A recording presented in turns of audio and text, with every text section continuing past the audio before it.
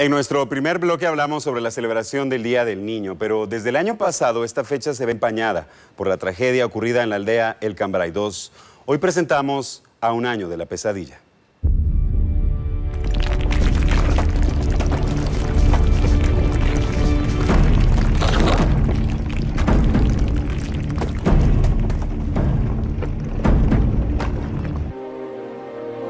El reloj marcaba las 22 horas de aquel 1 de octubre.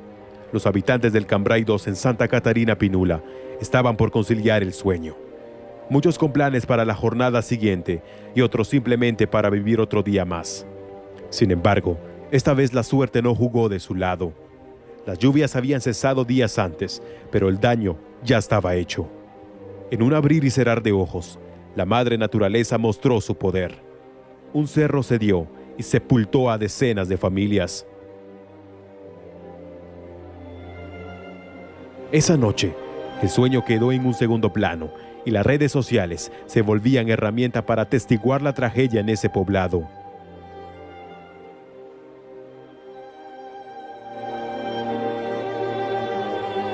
Ambulancias por doquiera y a toda prisa eran la señal que delataba que en Cambray 2 había ocurrido algo más que un simple deslizamiento de tierra. Las horas transcurrían y la oscuridad de la noche impedía a los rescatistas realizar adecuadamente su trabajo. Fue hasta la mañana del 2 de octubre que el resplandor dejó ver la magnitud del desastre. Nadie lo podía creer. Guatemala estaba viviendo una de las peores tragedias de su historia. Familiares buscaban a sus seres queridos entre los escombros, con la esperanza de hallarlos con vida. Pero las noticias no eran alentadoras. En el transcurso de esa mañana, las cifras oficiales daban cuenta que 31 personas habían sido halladas muertas y unas 450 seguían desaparecidas. Al menos 125 viviendas dañadas y un área de 17.600 metros cuadrados declarada en riesgo y deshabitada como medida de prevención. Conforme avanzaba la jornada del 2 de octubre, se fue conociendo la magnitud del desastre. Las brigadas de búsqueda humanitaria hacían agujeros en la tierra para tratar de localizar a más sobrevivientes.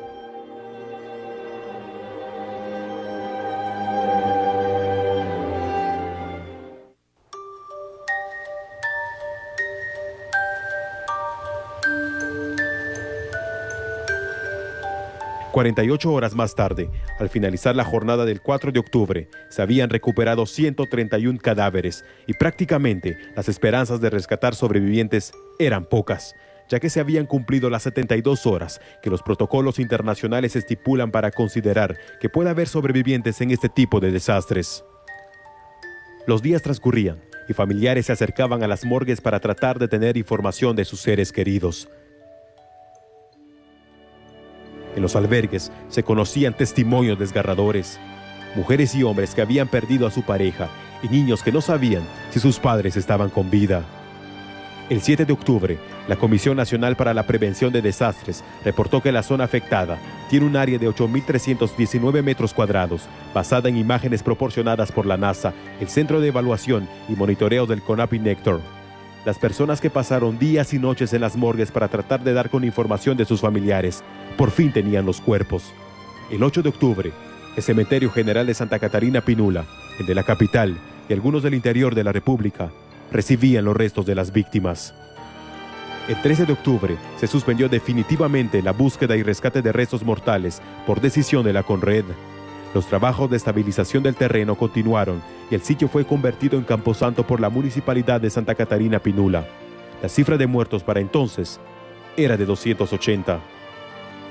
El 20 de octubre, el gobierno declaró estado de calamidad por un periodo de 30 días en Cambray 2. El objetivo era empezar con la compra de materiales para la construcción de 150 casas del proyecto Mi Querida Familia, destinados a los afectados.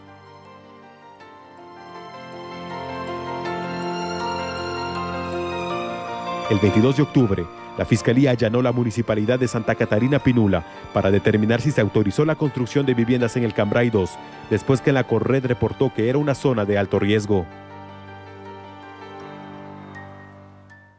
2 meses más tarde, el 24 de diciembre, el gobierno de Alejandro Maldonado Aguirre hizo entrega de las primeras 10 viviendas del proyecto habitacional Mi Querida Familia. Las casas situadas en una finca extinguida al presunto narcotraficante Marvin Montiel Marín alias El Taquero consisten en 5 cuartos, entre dormitorios, cocina y baño.